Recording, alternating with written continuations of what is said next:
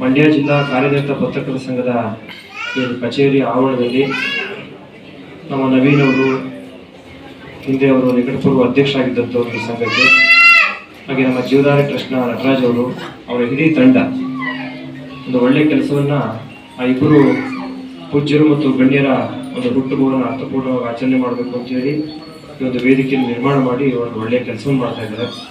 ಈ ಒಂದು ವೇದಿಕೆ ಕಾರ್ಯಕ್ರಮದಲ್ಲಿ ನಮ್ಮ ಜೊತೆ ಆಸೀನರಾಗಿರುವಂಥ ಮೊದಲಿಗೆ ಅವರೇ ಬಂದು ರಕ್ತದಾನವನ್ನು ಮಾಡಿದ್ರು. ಅದು ನಮ್ಮ ಜಫರುಲ್ಲಾ ಖಾನ್ ಅವರ ಮೇಲಿರುವಂಥ ಅಭಿಮಾನವನ್ನ, ಪೂಜ್ಯ ಗುರುಗಳ ಮೇಲಿರುವಂಥ ಅಭಿಮಾನವನ್ನು ತೋರಿಸಿದ್ರು.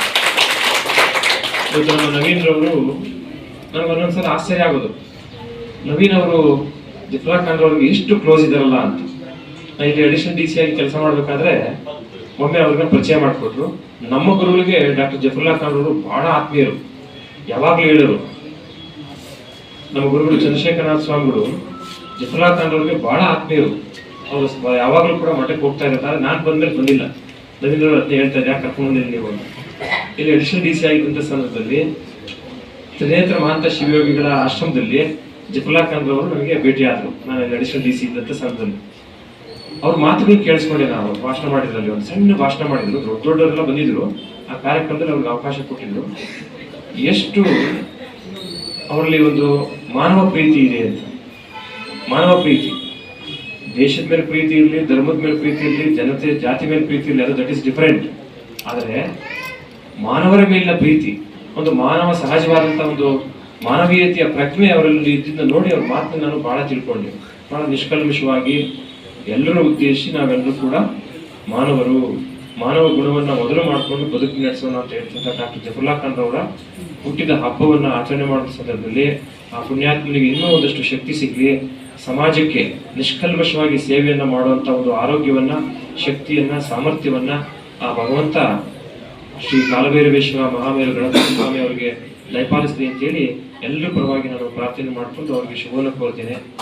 ಹಾಗೆ ಪೂಜ್ಯ ತ್ರಿನೇತ್ರ ಮಹಾಂತ ಶಿವಯೋಗಿಗಳು ಕೂಡ ನನಗೆ ಬಹಳ ಅತ್ಯಾಪ್ತರು. ನಾನು ಪೂರ್ವಾಶ್ರಮದಲ್ಲಿದ್ದಾಗಲೂ ಕೂಡ ಅನೇಕ ಸಲಹೆಗಳನ್ನ, ಮಾರ್ಗದರ್ಶನ ಮಾಡ್ತಾ ಇದ್ರು. ಇವರು ಕೂಡ ಸನ್ಯಾಸ ದೀಕ್ಷೆ ತಗೊಂಡ ಮೇಲೆ ಅವರ ಒಂದು ಬೆನ್ನೆಲುಬಾಗಿ, ನಮ್ಮ ಬೆನ್ನೆಲುಬಾಗಿ ಅವರು ಕೂಡ ಅನೇಕ ಸಲಹೆಗಳನ್ನ ಕೊಡ್ತಾರೆ. ಒಂದು ಮಠವನ್ನು ಹೇಗೆ ಕಟ್ಟಬೇಕು, ಒಂದು ಸಾಮಾಜಿಕ ಈ ಒಂದು ಸೇವಾ ಕಾರ್ಯಕ್ರಮ, ಶಾಲೆ ಇರ್ಬೋದು, ಕಾಲೇಜುಗಳು ಹೇಗೆ ಮಾಡಬೇಕು ಅಂತ.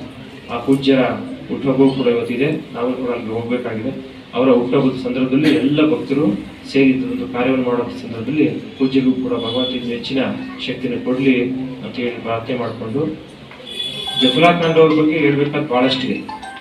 ನೋಡಿ, ಈ ಮಂಡ್ಯದ ನೆಲದಲ್ಲಿ ಹುಟ್ಟಿ ಅವರು ರಾಜಕೀಯ ಪಕ್ಷ ಯಾವುದೇ ಇರಬಹುದು, ಆದರೆ ನನಗೆ ಗೊತ್ತಿರೋ ಹಾಗೆ ನನ್ನ ಪೂರ್ವಾಶ್ರಮದ ಅನುಭವ ಮತ್ತು ಈಗಿನ ಅನುಭವದ ಪ್ರಕಾರ ಅವರು ಒಂದು ಪಕ್ಷಕ್ಕೆ ಒಂದು ಪದಾಧಿಕಾರಿಯಾಗಿ ಬೇರೆ ಬೇರೆ ಸ್ತರದಲ್ಲಿ ಕೆಲಸ ಮಾಡಬಹುದು.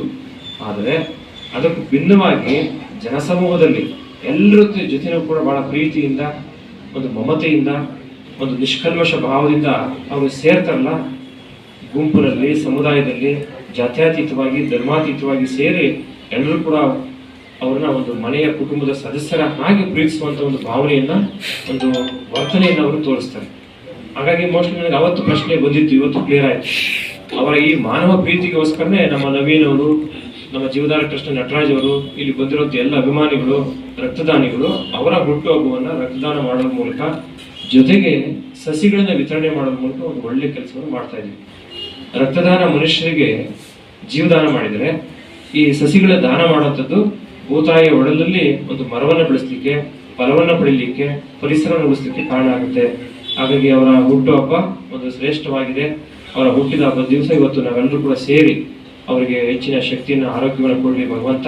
ಅವರು ಇನ್ನೂ ಹೆಚ್ಚಿನ ಸಮಾಜಮುಖಿಯಾಗಿ ಕೆಲಸ ಮಾಡುವಂಥ ಅವಕಾಶಗಳು ಕೂಡ ಅವರಿಗೆ ನಿರ್ಮಾಣ ಆಗಲಿ ಅಂತ ಹೇಳಿ ನಾವೆಲ್ಲರೂ ಕೂಡ ಒಂದು ಯೋಗಿಕ ಶಕ್ತಿಯನ್ನು ಅವರಿಗೆ ನೀಡೋಣ.